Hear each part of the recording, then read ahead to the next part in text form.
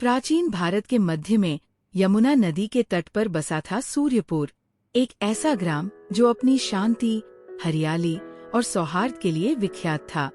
यमुना का निर्मल जल, घने आम्र वृक्षों की छाव और खेतों की सुगंध इस गांव को स्वर्ग सा बनाते थे।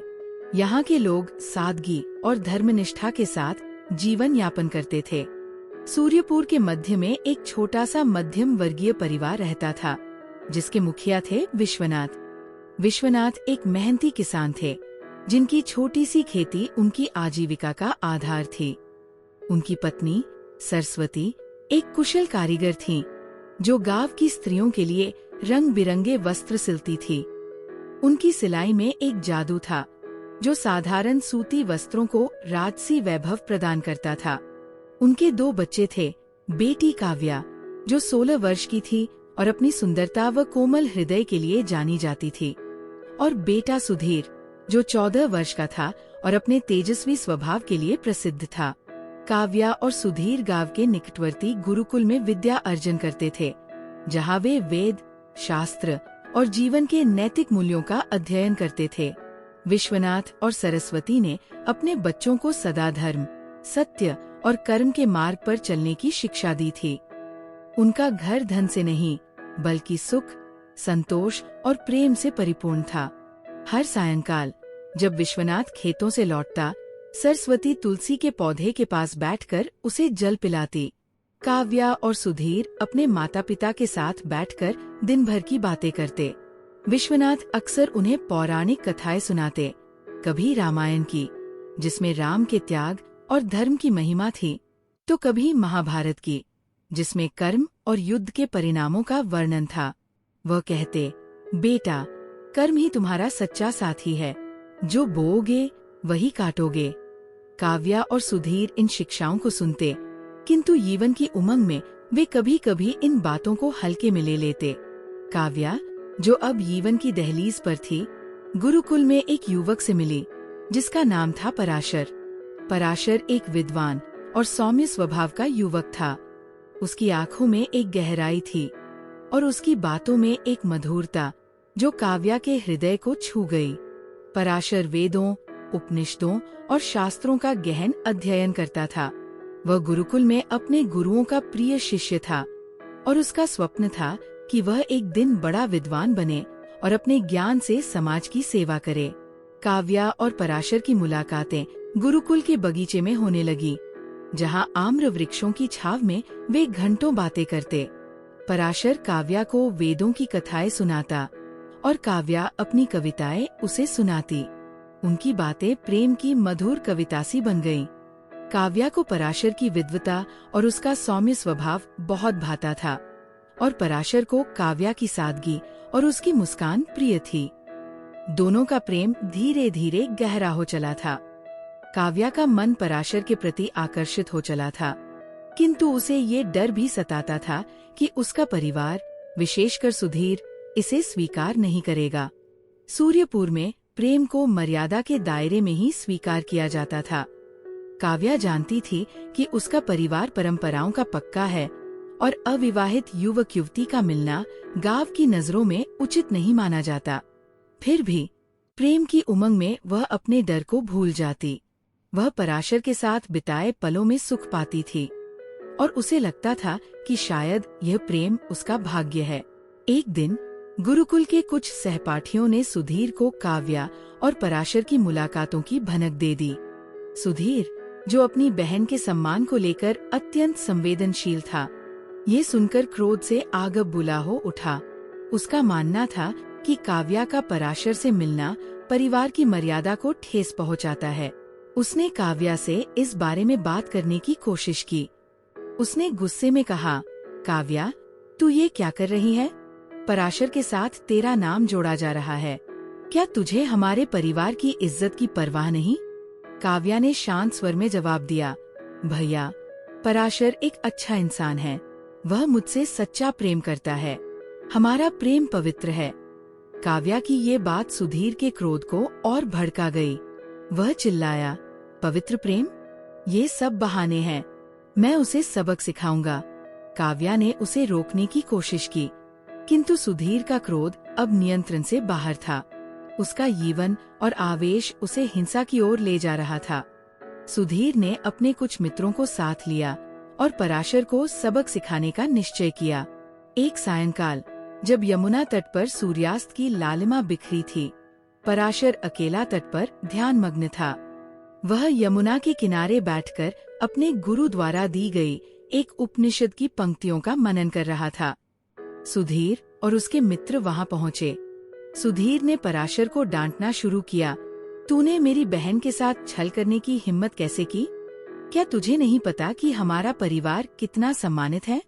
पराशर ने शांत स्वर में जवाब दिया, सुधीर, मेरा काव्या के प्रति कोई गलत इरादा नहीं है। मैं उससे सच्चा प्रेम करता हूँ। मेरी इच्छा है कि मैं उसके माता पिता से उसका हाथ मांगूं। किंतु सुधीर का क्रोध अब हिंसा में बदल चुका था। उसने पराशर पर प्रहार किया। उसके मित्रों ने भी उसका साथ दिया। पराशर ने बचाव की कोशिश की, किंतु सुधीर के क्रोध के सामने वो असहाय था। एक जोरदार प्रहार से पराशर भूमि पर गिर पड़ा और उसकी सांसें थम गई। सुधीर और उसके मित्र घबरा गए। सुधीर ने अपने मित्रों को चुप रहने की हिदायत दी और पराशर की लाश को यमुना के किनारे छोड़ दिया। उसने ये सुनिश्चित किया कि कोई गवाह न बचे। अगले दिन जब पराशर की मृत्यु की खबर गांव में फैली तो सूर्यपुर में हाहाकार मच गया। पराशर के माता पिता दामोदर और यशोदा अपने इकलौते पुत्र की मृत्यु से टूट गए। दामोदर एक साधारण व्यापारी थे जो गांव-गांव जाकर कपड़े और अनाज का व्यापार करते थे। यशोदा एक धर्मपरायण स्त्री थी जो हर सुबह मंदिर में पूजा करती थी।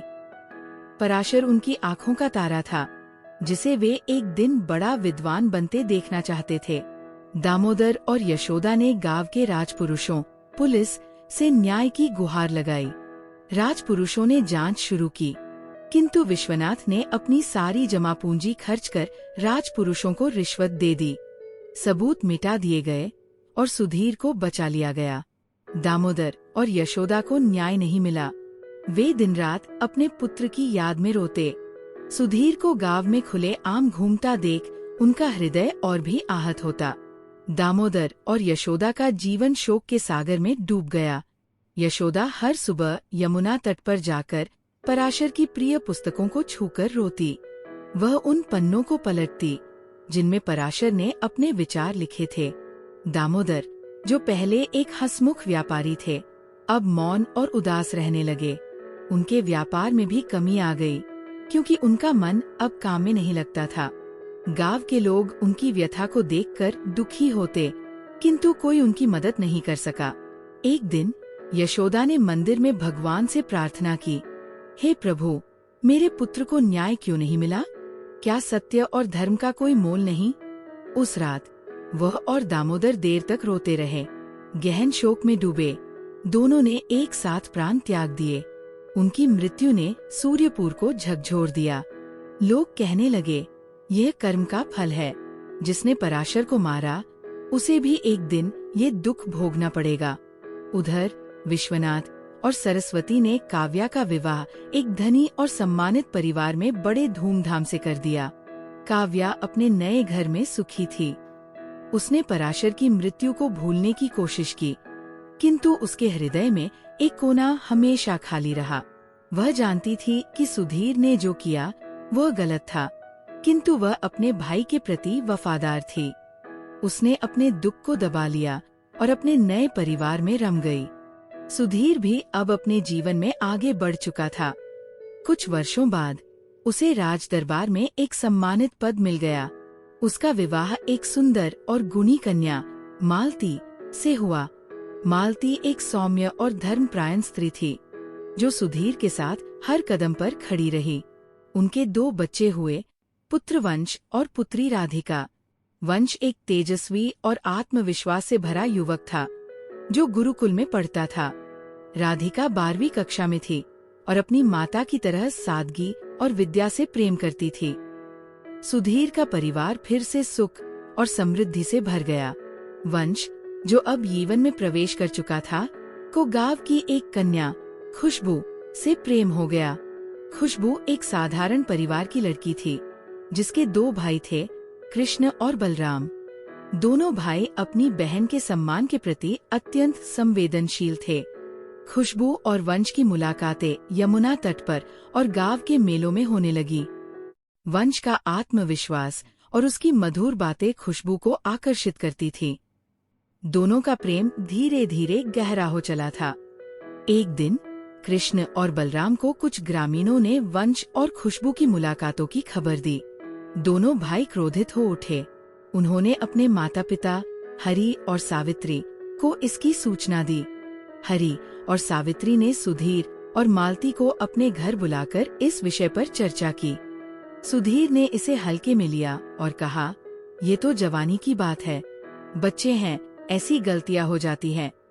मालती ने भी हंसते हुए कहा, वंश एक अच्छा लड़का है, वह खुशबू को कोई नुकसान नहीं पहुंचाएगा। किंतु हरि और सावित्री को ये बात अच्छी नहीं लगी। उन्हें लगा कि वंश के माता पिता ही उसे बढ़ावा दे रहे हैं। कृष्ण और बलराम ने इस बात को दिल से लगा लिया। उनका मानना था कि वंश को सबक सिखाना जरूरी है। उन्होंने एक साजिश रची। एक दिन जब सुधीर और मालती एक विवाह समारोह में गए हुए थे और घर खाली था, कृष्ण और बलराम ने वंश को अपने घर बुलाया। वंश, जो अपने आत्मविश्वास और घमंड में चूर था, बिना किसी डर के उनके पास गया। कृष्ण और बलराम ने पहले तो उससे मधुरता से बात की। उन्होंने उसे जलपान कराया और हंसी मजाक किया। किंतु जैसे ही वंश निश्चिंत हुआ, उन्होंने उस पर हमला कर दिया। वंश ने बचाव की कोशिश की, किंतु दोनों भाइयों की हिंसा के सामने वो असहाय था। उसने चीत्कार किया और मोहल्ले के लोग उसकी आवाज सुनकर दौड़े। वे उसे वैद्यशाला ले गए, किंतु तब तक बहुत देर हो चुकी थी। वंश ने अपनी अंतिम सांस अपने माता पिता के सामने ली। वंश की मृत्यु ने सूर्यपुर के उस छोटे से परिवार को तहस-नहस कर दिया, जिसने कभी सुख और संतोष की छाव में जीवन बिताया था। सुधीर और मालती, जो अपने पुत्र वंश को अपनी आंखों का तारा मानते थे, अब उसके निर्जन शरीर के सामने खड़े थे। वैद्यशाला की ठंडी मिट्टी पर वंश का शांत चेहरा देखकर मालती की चीत्कार यमुना तट तक गूंज रही थी। उसकी आवाज में वह दर्द था जो केवल एक माँ ही समझ सकती थी। वह माँ जिसने अपने पुत्र को 9 माह कोख में रखा, उसे लाड़ प्यार से पाला और उसके हर सपने को अपने सपनों से जोड़ा था।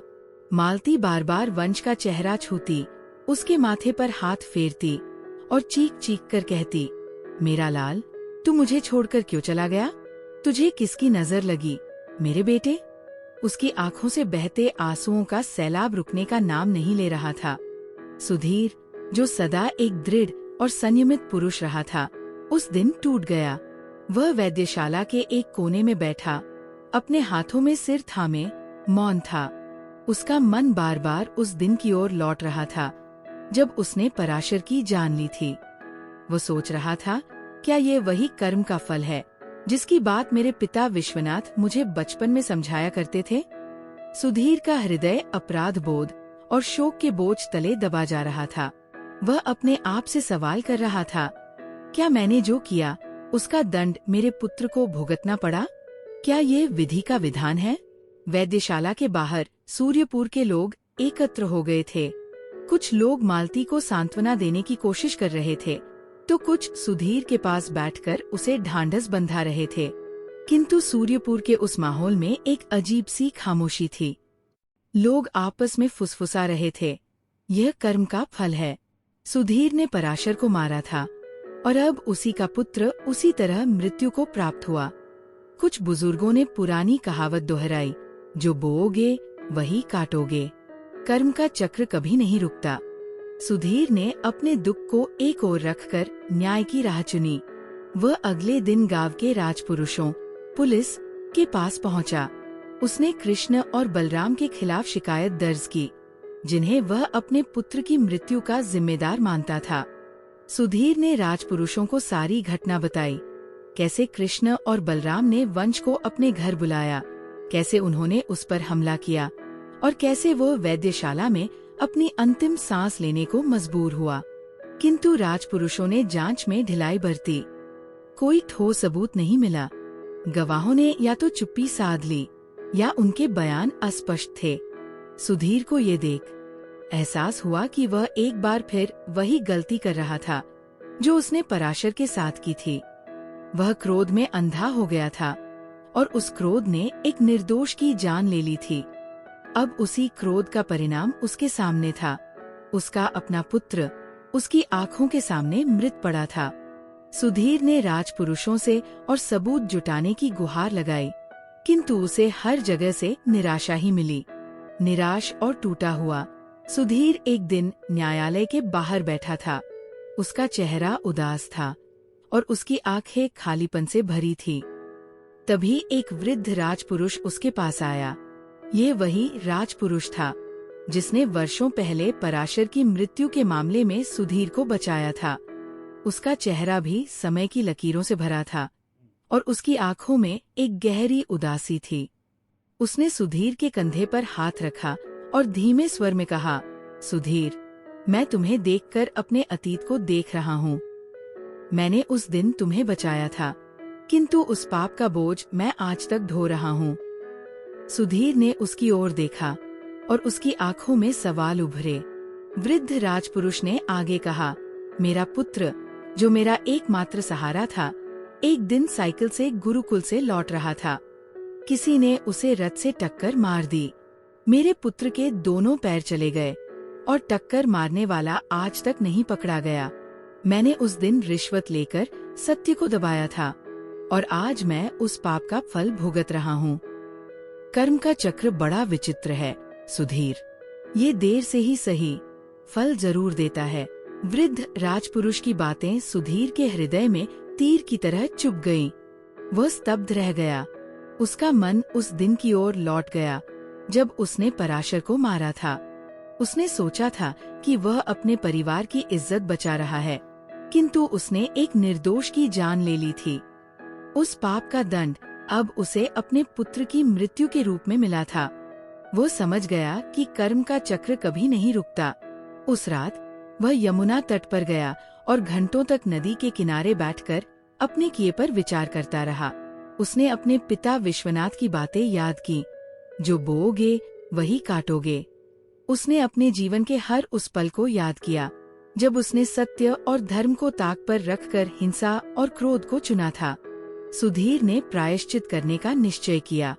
वह जानता था कि वह अपने पुत्र को वापस नहीं ला सकता, किंतु वह अपने पापों का बोझ हल्का कर सकता था। अगले दिन वह अपने परिवार के साथ बैठा और उन्हें अपने अतीत के बारे में बताया। मालती, जो पहले से ही शोक में डूबी थी, ये सुनकर और टूट गई। उसने सुधीर से कहा, तुमने यह क्यों किया? क्या तुमने सोचा था कि तुम्हारा पाप हमें इस तरह दंड देगा? किंतु मालती ने अपने पति को माफ कर दिया, क्योंकि वह जानती थी कि सुधीर अब बदल चुका है। सुधीर ने अपने जीवन को धर्म और सेवा में समर्पित करने का फैसला किया।